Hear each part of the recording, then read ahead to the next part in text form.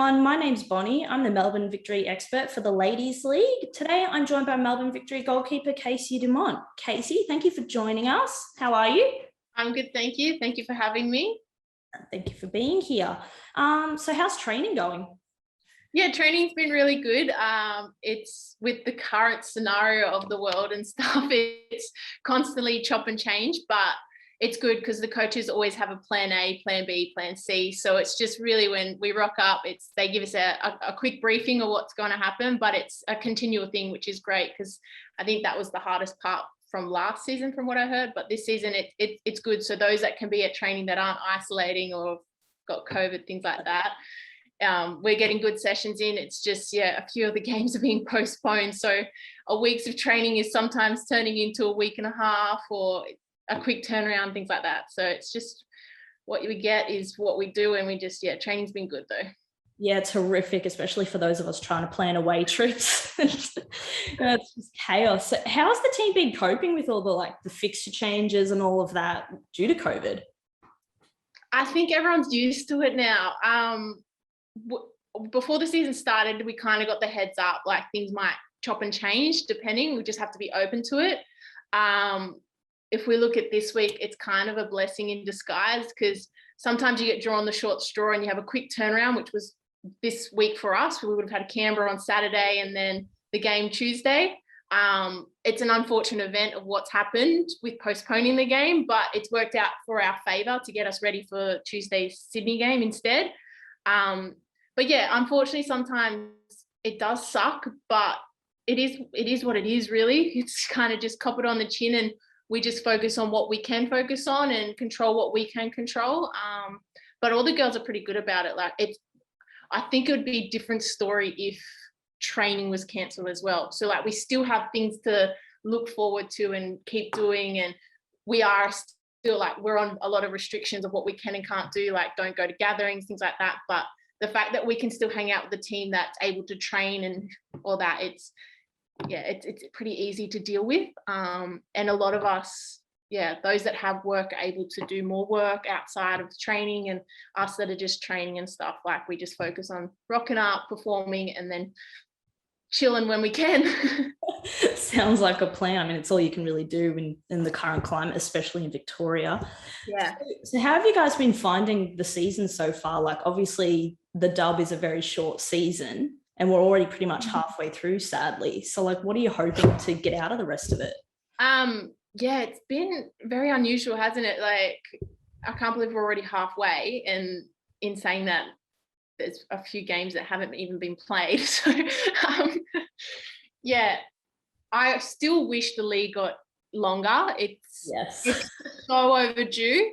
But in saying that, I'm so glad team got introduced. So there's no more bye because, COVID's kind of brought in buys, I guess you could look at it. But it's good now that there actually isn't, and it's constant games regularly when we can. But it's another scenario. We're just thankful that the league's still going ahead, because you look at the NPL leagues, they got cancelled. You look at the leagues overseas, they're having 3 months breaks because they are waiting to see if things will die down. So I think we're just all thankful that we still have a league going.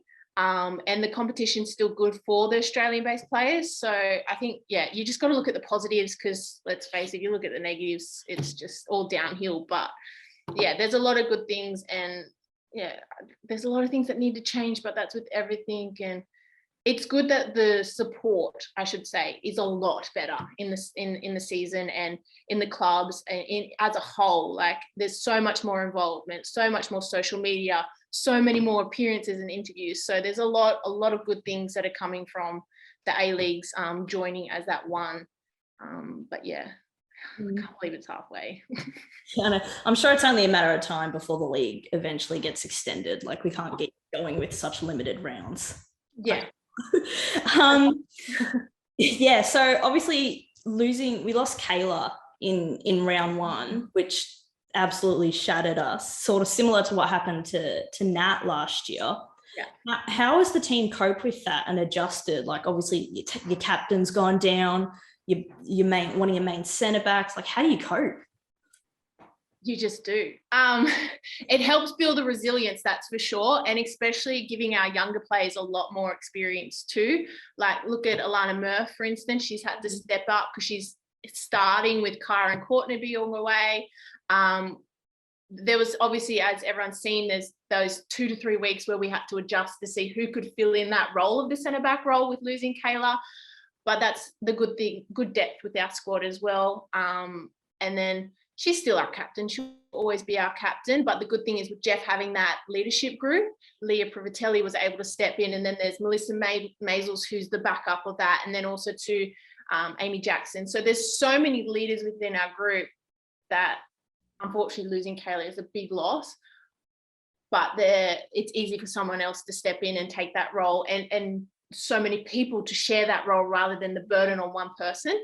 But yeah, it was one of those that it sucks, but our squad has taken it on the chin, and Kayla's been brilliant. She's been at every session. She's really done that positivity of, yeah, you know what, it's a hiccup, but we've still got this. And then, yeah, as you can see, we've been a bit of a roller coaster with things, trying people in new positions, and some things worked, some things didn't. Sometimes we turned up and sometimes we didn't.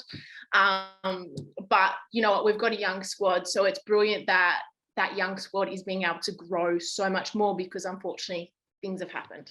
Yeah, you mentioned Alana Murphy. She's really, obviously I do work with Vikings as well, and she's probably been one of the standouts for us, and we've been surprised, given her age, just how well she's just sort of walked into the league and slowly getting like full game minutes a belt, which is really good to see. She's grown on and off the field massively, but even like our train on girls getting the chances of scholarships now, like of contracts and things like that.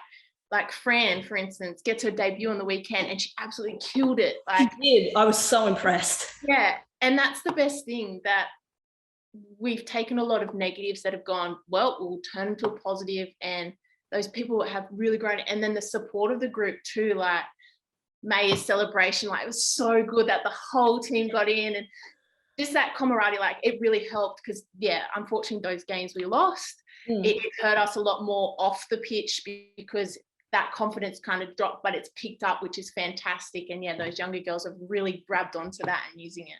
It's so good to see. Yeah. You mentioned resilience earlier. So obviously last season you were out with an Achilles injury. Yeah. What was that like? What was recovering like? And like, did COVID throw extra hurdles your way for that, or?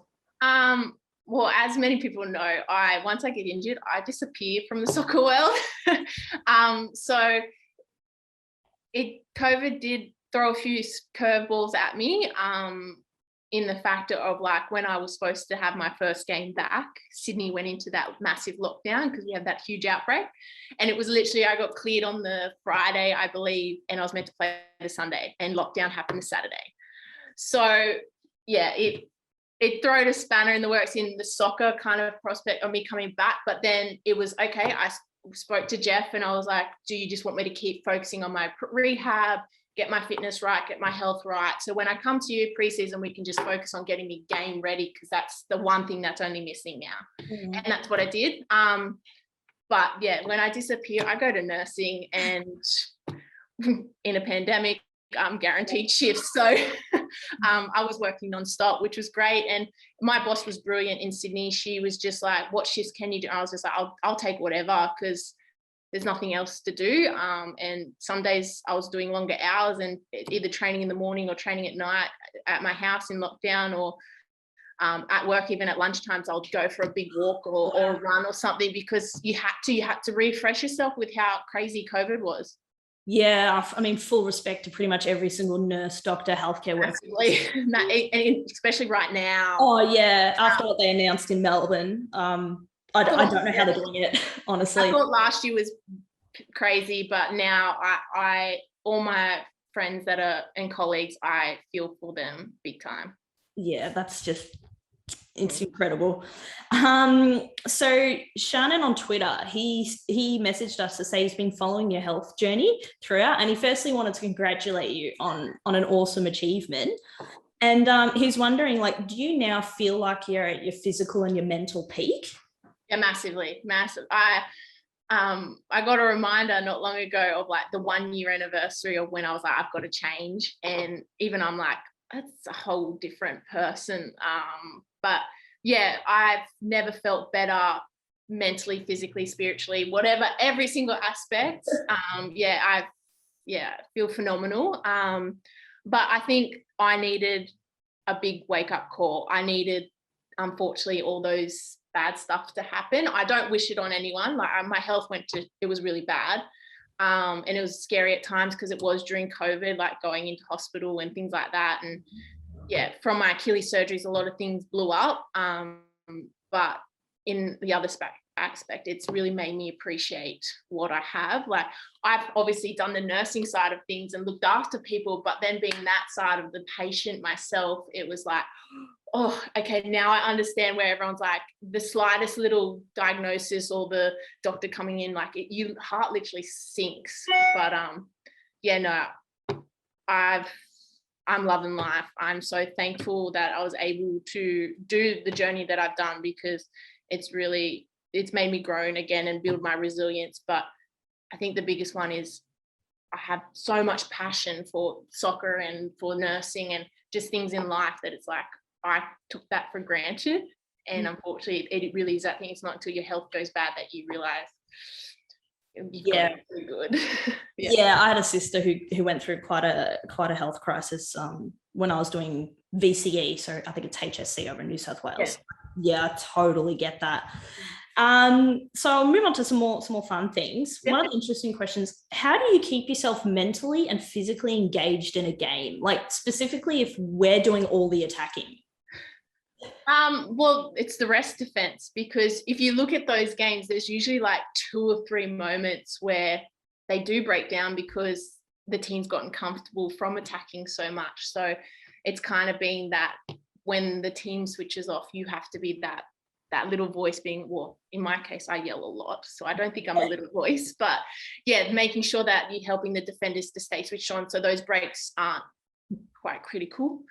But yeah, it's part of the role of a goalkeeper, I guess. And it's usually, you find in all the preseasons game, it's usually always that last 15 minutes of both halves that the goalkeeper is the one that has to step up.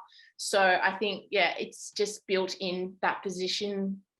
The first 15 minutes and the last 15 minutes of both halves is really the time that your goalkeeper will kind of step up for the team, make or break it.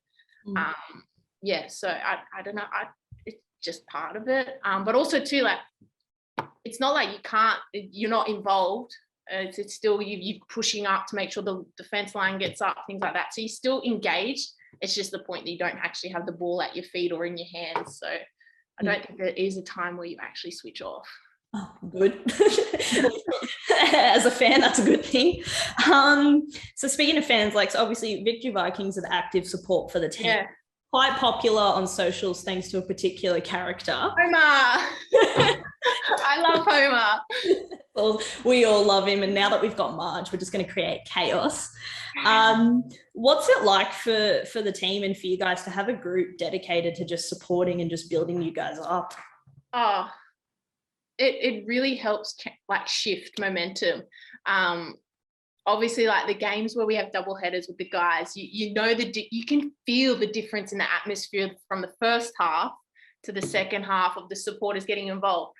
But the Vikings, they're there from the get-go.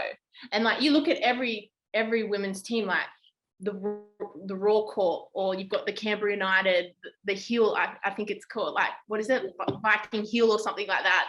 I'm not overly confident on it, but yeah. But you know what I mean? I know there's every team has that small, and it helps so much, but it builds the players' confidence too. Like the fact that you all individually know our name, but also too, like, you engage us with the photos. You're there cheering our names, and when we do something good, like, yeah, our team picks us up, but also the supporters, like, it helps too, because it's that extra, like, yeah, we've got those people there, they've got the passion like we do off the field, that, yeah, it's great. Like, and we get a good giggle out of all the posts. And especially like the girls really love this season where you've got the player of the match gets the scarf and that, because yeah, like just those little things, it's awesome. Like we still love being engaged that much. Like it's great. Oh, we have such a fun time in our group chat. Like we just message each other like, oh, I'm thinking of this with this audio. And it just goes like crazy until we can like perfect it and put it up. It's so much fun. So a couple really quick questions. So Lindsay from Twitter asks, who's your funniest, quietest and loudest teammates? Funniest would probably have to be, well, there's a few. We have a few clowns. So Maisels is up there for giving you a good laugh. Maya's up there for the banter massively. Oh, and every single, like, she will ace everyone in the team, whether you're a staff member to a train on, you'll get the good banter from Maya. Murph secretly is when she comes back with the banter, it's quality. Like she'll be the quiet one, and then she'll get in there and you're like, oh, nah, you gotta walk away from that. So that, yeah, we've got a few clowns, few funny ones. Yeah, Murph's definitely was the quiet one, and she still is, and then she'll come out with it. Loudest. Are we talking in general, or we're talking, so like on the field I yell a lot? Let's go in general then. In general, I'd say Maya, because she's involved in everything. Maisel's probably in training with her different sounds from when she catches the ball to dive and things like that. And then the passion or getting everyone back on track would be me. Nice. All right, so final question. This is pretty much the most important one that I'll ask today, right? Yeah. Most controversial. Pancakes or waffles? Waffles. Oh no. Oh. Definitely a waffles girl. And I'm sure like the old Captain Angie Beard will back me up on this. In saying that though, I am a good pikelets and Nutella girl. I will go over to that regular combo, but yeah, if I'm going to cafe, I'm waffles for sure. Oh. Extra maple syrup and yeah. That kills me. I'm sorry. Well, you've just brought the score 40-4 in favor of so you're in the minority there. That's funny. All right, that's pretty much everything I have. Thank you so much for your time today, and good luck for the rest of the season. Thanks for having me.